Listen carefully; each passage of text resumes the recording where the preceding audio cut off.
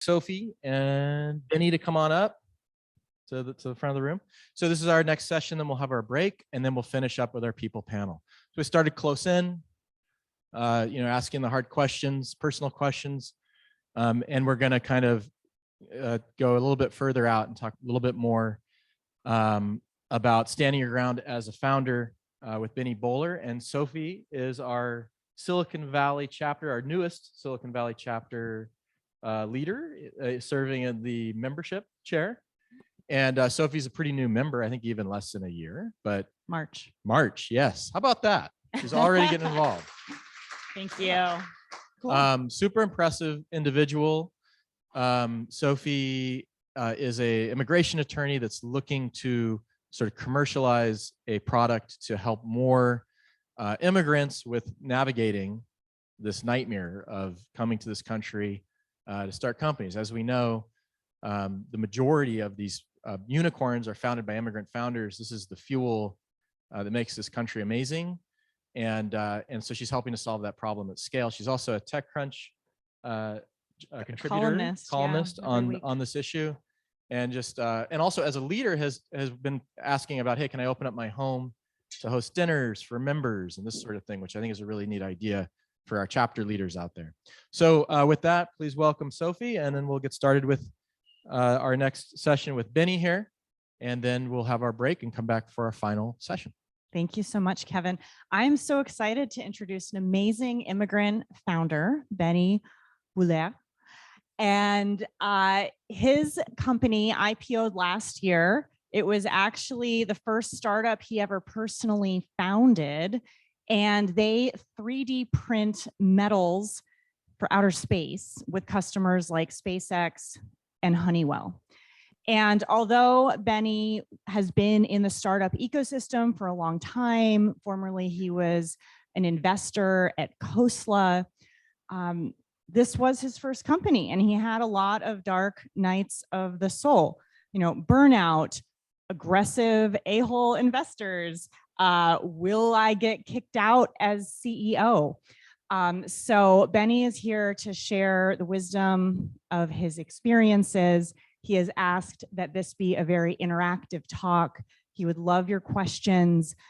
He can talk about mistakes and culture and what's the dividing line. When do you go from visionary to arrogant? So with that, please give a warm round of welcome to Benny.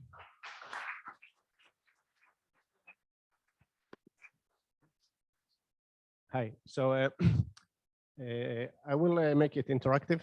I'm an Israeli immigrant to this country, actually immigrant twice. I was born in the Soviet Union, immigrated to Israel, and then immigrated here. Where I would like to start is about to talk about culture. So culture, I'm a physicist, and the physicists do not learn about culture in physics school, definitely not in Israel. So when I this word culture that is very prevalent in startup and VC community and in Silicon Valley always baffled me. What do people mean when they say culture? What do people mean when they say culture? So it took me quite a few years to actually understand, or at least think that I understand what that means. But before I'll give you my answer and kind of my thinking about this, what do you think the word culture means? Does anyone has a concise definition of culture in the context of a company that they think is useful? I came to learn, among other things. Yes.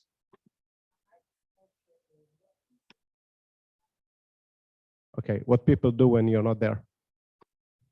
Yes.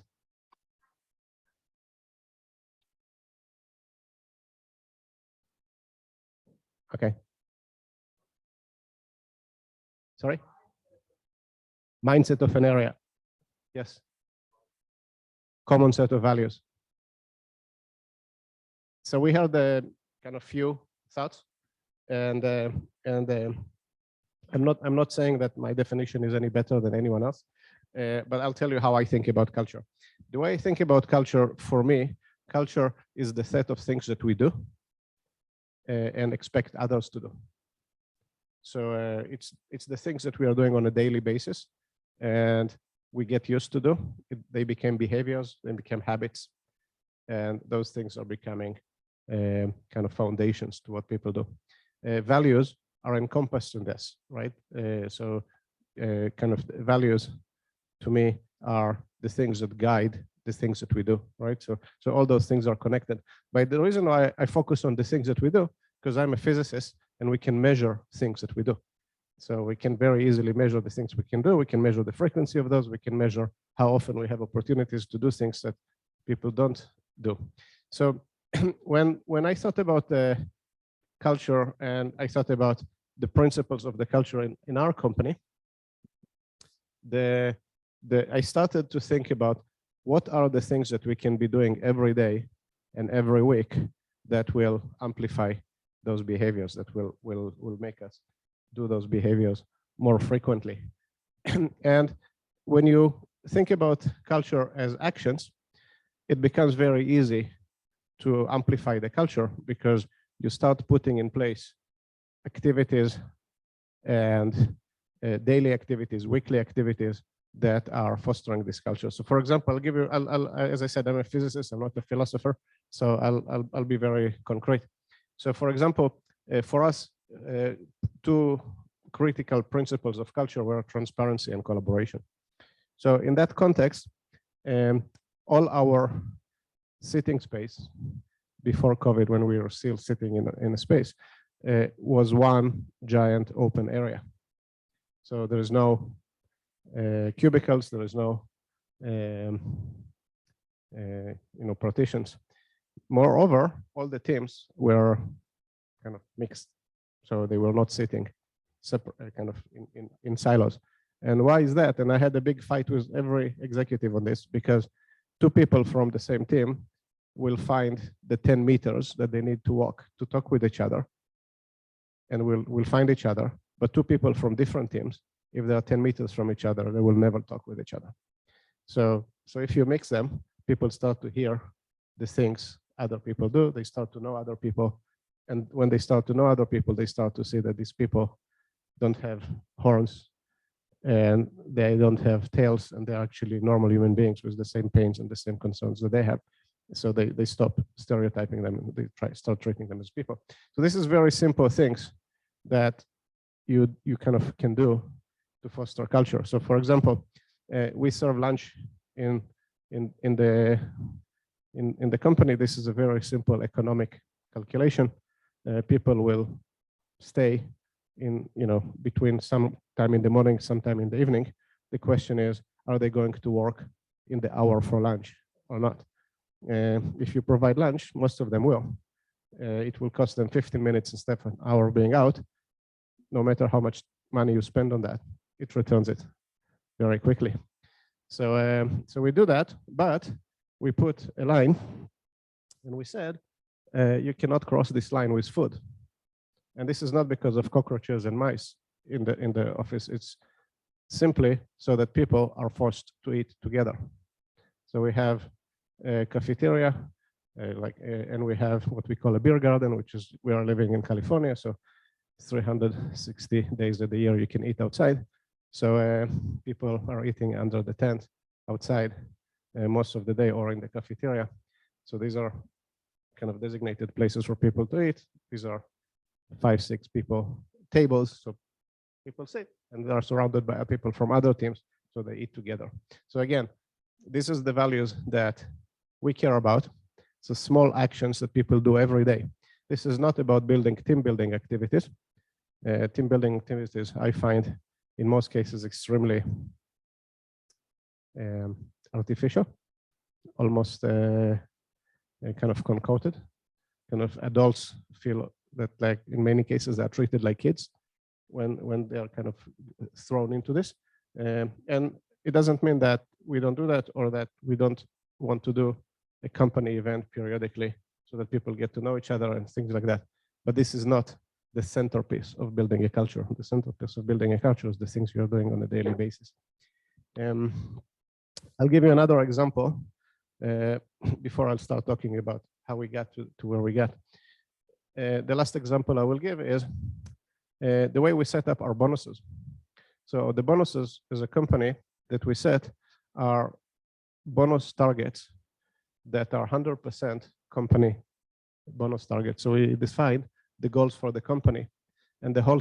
So if I have so many dollars tied to my bonus, and I have a person that has another number of dollars that tied to his dollars, if I'm sitting on 70% of accomplishing the bonus this year, they will also be 70%. If I'm at 120%, they will be 120%, and so is every person in the company. And one of the interesting outcome of that is that the moment you communicate those bonuses and the moment and the goals, and the moment you communicate the relationship between what people do and those goals, everyone is kind of working together towards these goals. So when manufacturing has a problem, engineering, field service, finance, they're all jumping in to help. When we have a problem in the field, everyone is jumping on to help. Sometimes jumping too eagerly, and we have to tell people, it's like, sometimes you have to be a little less eager to help each other. But generally, people are really, really helpful with each other. So the way you set up these things actually has a very, very big effect. So any comment on that before any question, comment on that, anything that is objectionable so far? We are about 300 people now. 300. So so how do you decide what culture you want to have? How do you decide what are the values that will drive your culture? Any ideas on that? How do you think about deciding that? Yes.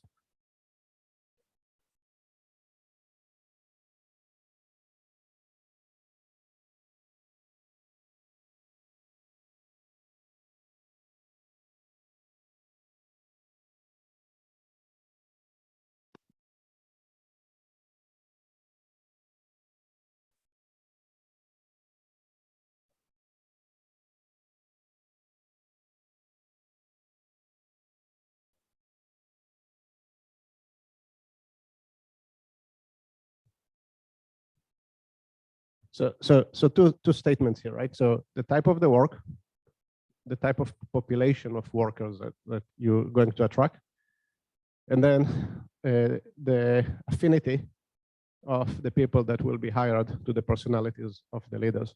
So one interesting implication here is that there are specific people that could suit specific cultures, right? And then and kind of those boundaries are kind of rigid, more or less. Any other thoughts on that?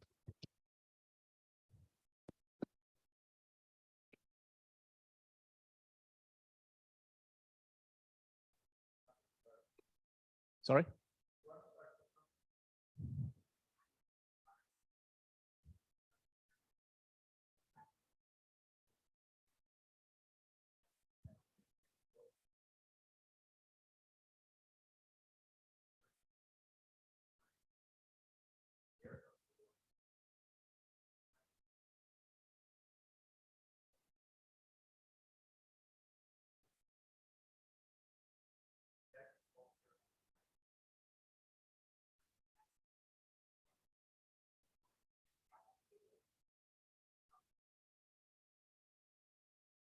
Okay.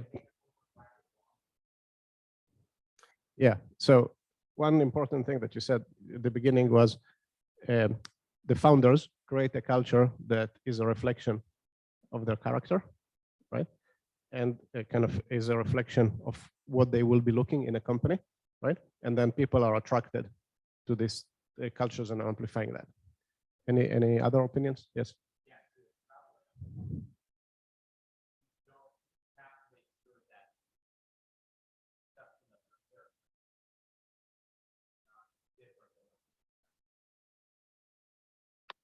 Yep. Yep. So I'll repeat that. Make sure that what you expect of yourself and of the culture of the team is what you would expect others to do and that it's authentic with you. Did I get it right?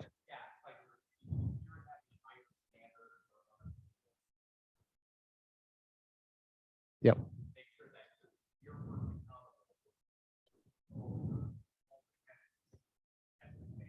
Right. Any other thoughts? Yes.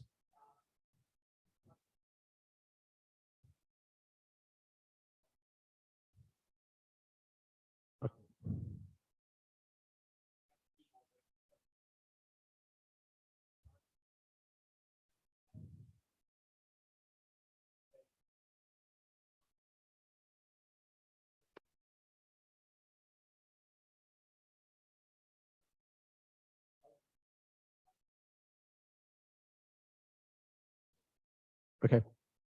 So culture is related to purpose and is a derivative of purpose, right? And the importance of communicating the purpose, right? And that will this will be the last one because we.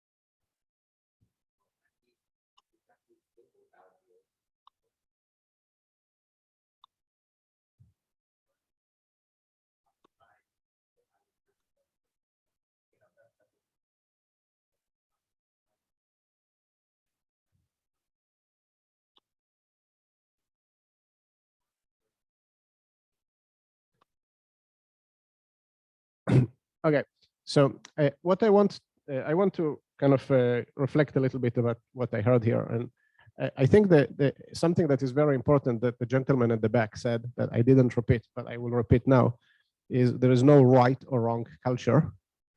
There is the culture that fits you, and that's actually a very profound thing that I want to repeat, because I think this is really important for us as founders to accept.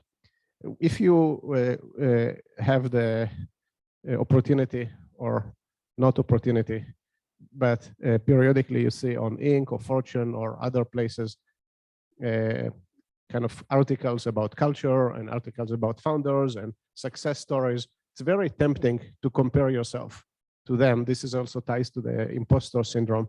It's like, oh, you know, I don't have that. I wish I could have that. This is so amazing. You look at all these theoretical, you know, ideal culture statements in different places and how to set cultures, etc. Then you see some examples that are basically the opposite of what would be an ideal textbook culture in founders, for example, like Elon Musk, right? Where almost all principles of culture, you know, from MBA textbook, he breaks. This is not the only things that he breaks when he's doing business, right? But so to me, the way I think about this is culture is a reflection, is a mirror of the character of the founder. The character of the founder or character of the founding team, character of the CEO. But this is really, really important. There is no right and wrong culture. So the statement that the culture is a derivative of the purpose of the company, the culture is a derivative of the work team of the employees, I actually don't agree with this. And as I said, I'm an Israeli, so I prefer to be. I think there is no right or wrong statement in this. There is a number of people that are doing the same purpose, right, competing with each other, and will have different cultures doing that. Some of them will be more successful than others, but it's not only because of culture. There's luck involved in this. There is the quality of the team that is involved in this. There is all kinds of things that will happen. But to me, very foundationally, culture, you are not going to be able to successfully create a culture that is not well aligned with who you are and what you really care about as an individual. So kind of understanding what are the things that you really care about, what are the things that are really important for you, and what are the things that you value are really foundational to drive this culture, because anything else that you'll try to do at the end will break and will come, you'll kind of go back ultimately to the things that are natural to you. And in the process, you'll basically have non-coherent culture as you are going this, because it will not be authentic, because the things you are asking for are not the things that are really important for you. It's kind of the person that is trying to do a diet, but it's not that really important for them. So they'll never be successful in maintaining their shape. You can see one example here. So, so yes, someone want to say something? Sorry. No, I thought I heard something. Okay. So, so that's kind of a very important thing. So when I want to give an example from my early days as a founder. So from my early days as a founder, we were on this emotional roller coaster every week, where every week started with a depression, literally a depression that I had, because I looked at all the things we needed to do to create value and to get to a proof point that would allow us to raise the next round of funding and survive. And I looked at the enormity of this, and this was just overwhelming. And then every week, by Friday, we solved some problems and we made progress, and I felt complete euphoria.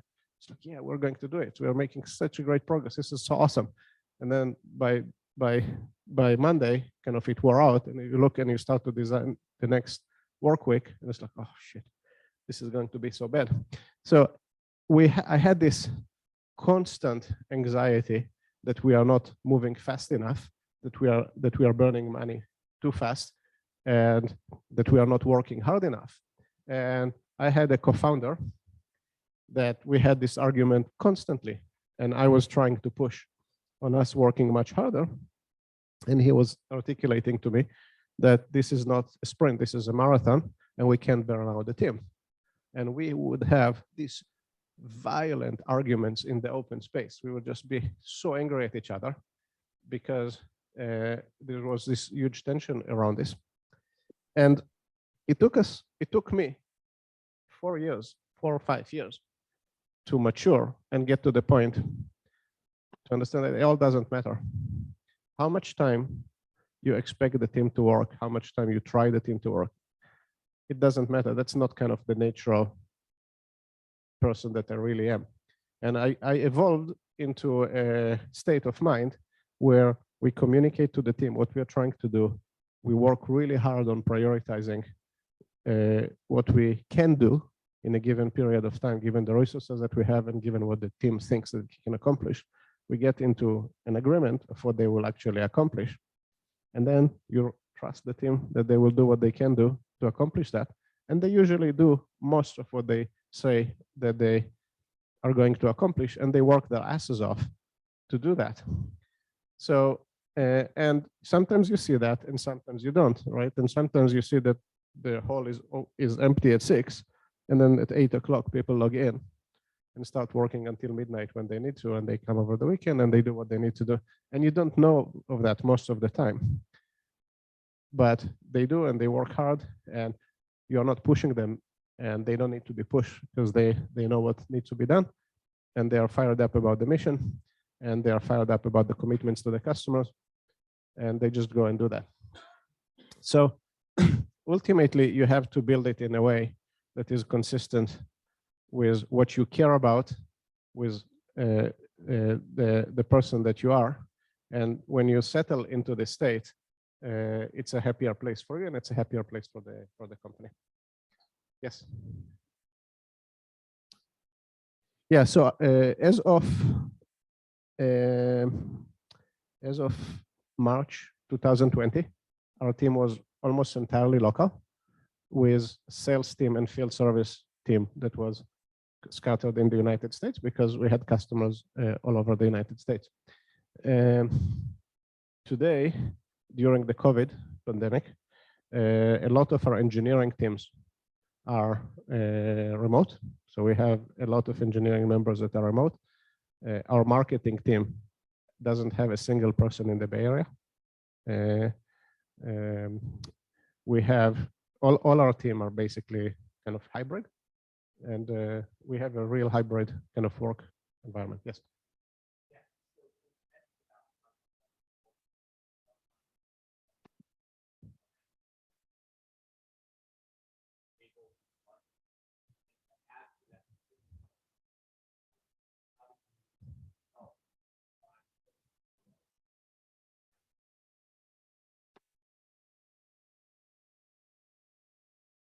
I can give you a bullshit answer, but I'll give you. But I won't. We didn't figure this out. So we are still struggling with this.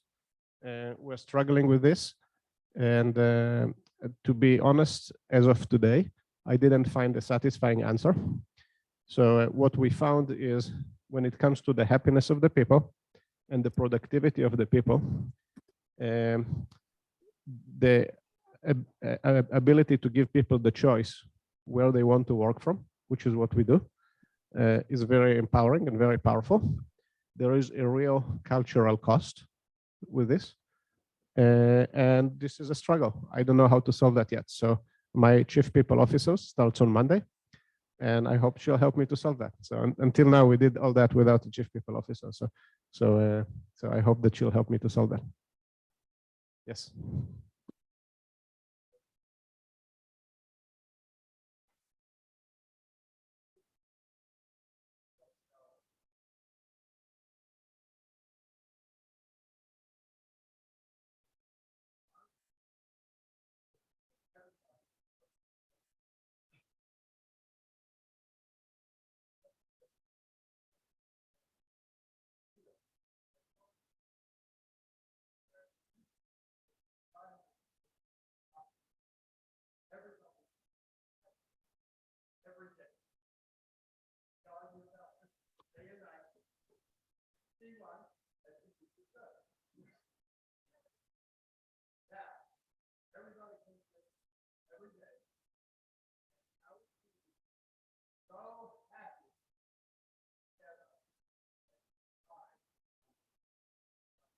Yeah, so part of the problem that I have is during the pandemic. So in April 2020, the team was 80 people after a layoff, right? So as the pandemic hit, we had layoff, we had the near-death experience. We had exactly one paycheck left in the bank in April 2020. And $1 million in the bank, that is enough for just one more paycheck, and $8 million of debt. So what's called practically insolvent. So I had to lay off some significant portions of the company. We had 80 people. We have 300 now. With a little bit attrition in between. So 75% of the team were hired during the pandemic. Many of them were hired with the understanding that they will be able to work remotely. So many of them are not from the Bay Area. So we have people that left their previous jobs because they they couldn't work remotely. So it's a complex situation, right? As much as I understand the benefits, there's no question about the cultural benefits of doing this. Right? It's not easy. So if no one wants to talk anymore about culture, I'll move to another topic. Okay. So how I think about mistakes and kind of how companies grow through mistakes. So I worked all my life around startups, even if I didn't work in startups. The first 10 years of my career were kind of in the big incubator of the Israeli startup community. It's the technology unit of the intelligence. People left our unit after 5-6 years of service. And if you didn't start a startup, you are considered a failure. Think of that as Stanford cubed. Really, almost everyone that left our unit started a company at the age of 26, 27. So I was around a lot of startups. A lot of my friends were in startups. I started my first company as Vela. This is the first time I did that. But I worked in big companies, and I worked in companies that were startups that evolved, and I worked in a startup before. So one of the striking differences between a startup and a large company is that a large company is really good at eliminating risk, avoiding risk. So when you look at a large public company, typical large public company you look at their uncertainty in a normal year, we are now in not normal years, but their uncertainty about their revenue numbers is, within 1-2%. That's like nothing. Their uncertainty about their EBITDA is, few percent, right? So if they are missing by 4% on EBITDA, the market is shattered in normal year, not now. So, so they have all kinds of departments that look at obscene risks, like a meteor is going to hit the earth and other things like that, and a hurricane is hitting 3 states in the East Coast, and what will happen to your supply chain when this happens. So they are like really, really good at operating in very low risk. So kind of the way to think about the operational picture of a big company is they're operating in a continent of certainty with paddles of risk on uncertainty. Where they are doing every effort to go around those paddles and not hit in those paddles. When you look about in a startup, all the way through the growth phase of a startup, until you actually a pretty significant size company, you generally operate in an ocean of uncertainty with very kind of far in between islands of uncertainty, where you're trying to leap from one island to another, surrounded by an ocean of uncertainty. So this is just a mental framework of a difference. So if you make a plan and you are hitting it within 30-40% of the time, it's like, that's good. That's kind of good. That's a very different mindset. So what that means is that you are going to make a lot of mistakes. Some of those mistakes could be near fatal. Some of those mistakes will be fatal for many of the startups, but you're going to make a lot of mistakes. So the question is not who is going to make less mistakes. The question is who is going to deal better with the mistakes that they are going to make. Because the mistakes will happen. And this goes back to culture and values, and how do you deal with mistakes when they are happening. But one of the things that is really important for founders, for entrepreneurs, is to eliminate the judgment of yourself and of your team when mistakes will happen. Some of the mistakes I made were pretty horrific. So people always like to ask me, like, what's the biggest mistake that you made? So the biggest mistake I made, and this was a near fatal mistake, and I didn't realize, and this is a mistake that I actually took us 3 years to really recover from that. When we were doing our Series C funding, we had behind us 3 or 4 years of almost perfect execution. We executed within 90%, within 10% error on everything we said we are going to do. Our investors were elated. It's like, wow, these guys actually do what they said they are going to do. So when we shipped our first beta product to our first customer, we made the plan that we shipped it in January 2018. We made a plan that in 2018, we are going to have $30 million of revenue. Did anyone hear the number? $30 million on the first commercial year of revenue. How many startups did you hear that made $30 million on their first year of their revenue? Well, I had very experienced investors on the board that actually told me that I'm talking nonsense. And I actually listened, because my original plan was $80 million of revenue in the first year.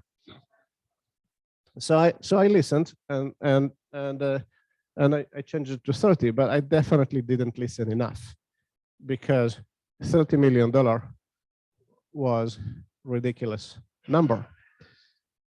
For some reason that baffles me to this day, because these are all very experienced investors, these investors actually somewhat believed us. And what they did is they piled all the reserves that they allocated for the company, all of them, and funded us in the Series A, into the Series C. Do you guys understand what reserve is? Does everyone know what the concept of reserve is? So I'll explain, because this is really important for you to know.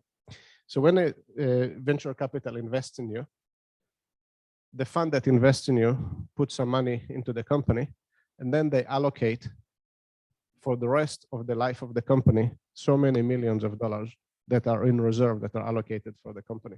And every year, the fund is looking at how much is remained on their reserve, and they're reassessing how to distribute that. Generally, the reserves that they put are more than they have in the fund, because they assume that some of the funds, some of the companies will fail or will not need the reserve, so they will not use that. But it's extremely rare that the company can get more than it's reserved for it. It can get less than it's reserved for that, but it's very rare that it will get more than it's reserved for that, because other companies need that. It's even rarer when pandemic hits. So what happened in the early 2018? All our insiders put all their reserves into the company, assuming this is the last round of the company, because we're going to do $30 million, and by the end of this year, we are going to be profitable. That didn't happen. We actually did $2 million this year. And the reason why we did only $2 million is because our beta product actually was terrible. It was not ready to be shipped. There was a lot of issues. Is there a surprise that the beta product is not ready for production? And we actually got a shippable product only in Q4. So we actually shipped at the end only one system. We actually were able to do almost exactly what we said we are going to do in 2019, but a year later. And but in 2018, instead of becoming profitable, we burned through all the money that we got in the Series C. We got to the end of 2018 with pissed investors that do not have any reserves. So that was a near-death experience one, because we basically had to go to our investors, crawling, asking for money, and they gave us money, but under very bad terms, and with the understanding that that's the last time. Some of them gave us money. This was a whole mess and we had a big layoff, so it was a very unpleasant experience. Actually had a very good 2019, although we had one quarter with 0 bookings in 2019, where the board decided probably it's time to replace a CEO after I already screwed up the year before that. So a quarter of 0 bookings. Told them there's a problem there. So this quarter was followed by another quarter with, I think, $12 million bookings. So they kind of like, okay, everything is fine. So I was able to survive. But that was hard. So we were able to go by, and then we got to 2020, and we at the end of 2019 we were kind of able to get together enough investors that would invest in the company, with the intent to close it around February of 2020. I don't need to remind you that February 2020 is the time that Sequoia published their second Black Swan paper, and the whole VC community went into bunker mode, right? With practically stoppage of investments in companies that they were not investing in before, and allocating all their monies to survival of their existing companies. So near this experience number 2, this is the second time that I had money in the bank for about a week. And I had to lay off people as we were hardly surviving. All of that is tracing to a stupid plan in our Series C, a plan that was arrogant. I didn't listen, was extremely immature, extremely unprofessional. And what I also didn't realize is you never want to take all your reserves all your VC's reserves, because that puts you in a very, very difficult situation. That puts your partners that invested in you in the VCs in a very difficult situation, because if they need to go and ask for more money, this is very unhappy for them to do this in their partnerships, right? So you have to think about on that from their side as well. So any comments, questions on this? Yes.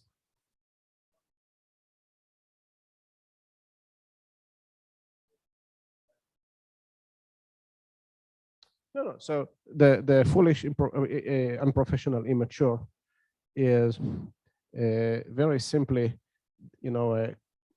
making a business plan, but it's a bottoms-up business plan with a list of customers that we already were engaging with, that I thought I'm going to sell to all those customers this equipment in this year, when the equipment was not ready yet, right? When I just got that, and even if it was ready, when you have all these big customers with very long decision-making processes, all of them assuming that they are going to make an investment decision or purchase decision, a 7-digit investment decision or purchase decision in a company that has on its balance sheet 0 deliveries. This was like super naive. It doesn't work this way, and I should have known better from the things that I've seen in the past. I was absolutely blinded, and in a very important way, our investors was absolutely blinded by 4 years of almost perfect execution. But execution on a product roadmap and on a technology roadmap is completely not the same as execution in the marketplace. These are just 2 different worlds that I was completely blinded by. So this was the plan was the big colossal mistake. Then the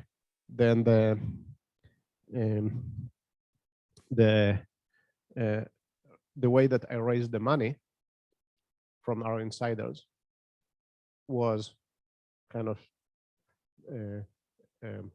a natural progression from that, if you want. They all wanted to invest. I took their money. It was easy, but that was kind of corollary to this mistake.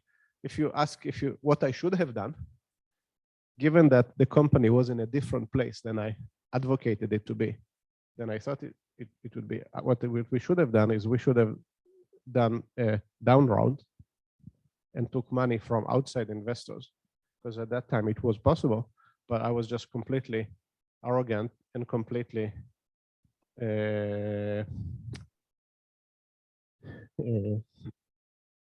just too ambitious, right? It's like, what, we're going to do a down round? We made so much progress from last time, etc. But it doesn't. All that doesn't matter.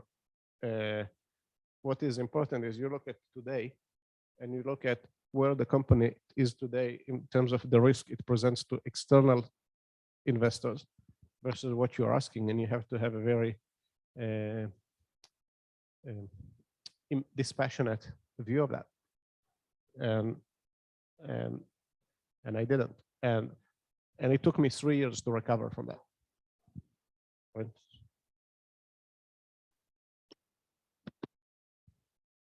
3 years and 2 layoffs, and almost being fired by the board.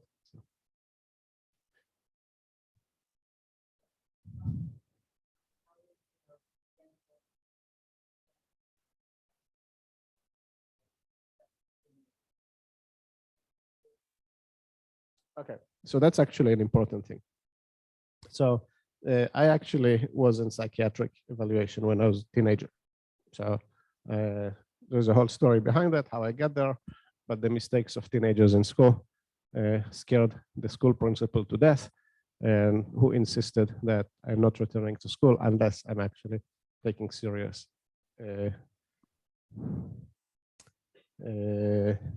treatment, which I did. But it only partially helped, right? So I all my life, all my younger life, I was, prone to depression, anxiety, blah, blah, blah, all the good combination.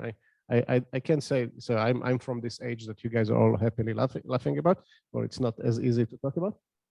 But I was there.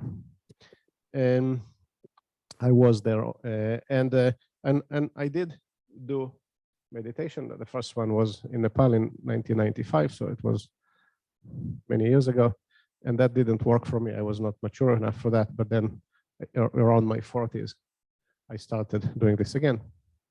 That was way before I got into the company, and that kind of put me on a more stable path than I was before. When I started the company, by the time I started the company, I already had 4 kids. 2 of them kind of were in high school. I'm old, and when I took in an investment in our Series A from a very notorious investor, in terms of they are really known to be extremely aggressive in leveraging, taking advantage of their leverage, taking advantage of their negotiating status, being able to drive entrepreneurs and founders to crazy terms. And in some cases, they get to 60, 70, 80, 85% ownership in the company, right? So they drive, ridiculous ownership states and ridiculous terms, etc. So when I was debating to take the money from these investors, and a friend of mine that knew this investor really well, we discussed that, and he said, this is going to happen. One day, you're going to have this situation that they will come to you and they'll put a gun to your head and they'll say, do that, or the company will go under. If you want our investment, if you want our support from the company not to collapse, this is what you'll have to do. What you will do when this will happen. And as I thought about this, and this was a peculiar situation that is for me. I thought about this really hard, and I said, when this will happen, I will just close the company. I will not leave the company. I will close the company. And the reason why I did that, the reason why I was able to do that, because I actually was in this state of mind that me and the company were not the same identity, right? I was not Louis XIV with, his France, that the state is me, the company is not me, right? This is just a company. This is just a creation that I created.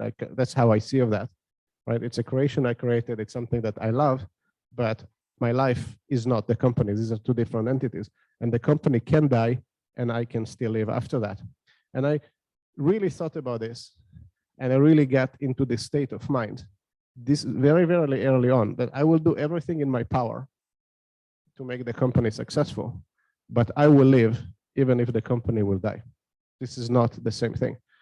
And actually, in my case, and I'm not advocating this for everyone, but in my case, this was a big, big, big source of calm in all the days that came, because if I would equate my life with the life of the company, it would get me into stress levels with the emotional and the psychological background that I described to you, that I would probably not be able to take it.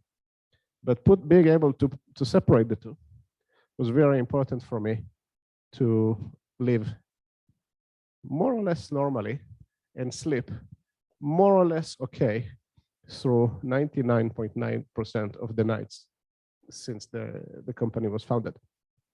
So to me, this is a kind of this was a very important thing. Doesn't mean that that's true for everyone, but I actually think that for most of you, that's probably true. You will live if the company will die. This knowledge is actually a source of great strength. It doesn't mean you should try less. It's just you're not going to die because of that. And if you acknowledge that, if you internalize that, it makes life much easier. What a great point. I think we all kind of struggle with that, and I think it's a good note to end on here. We're a little bit over on time. But how about a round of applause for Benny?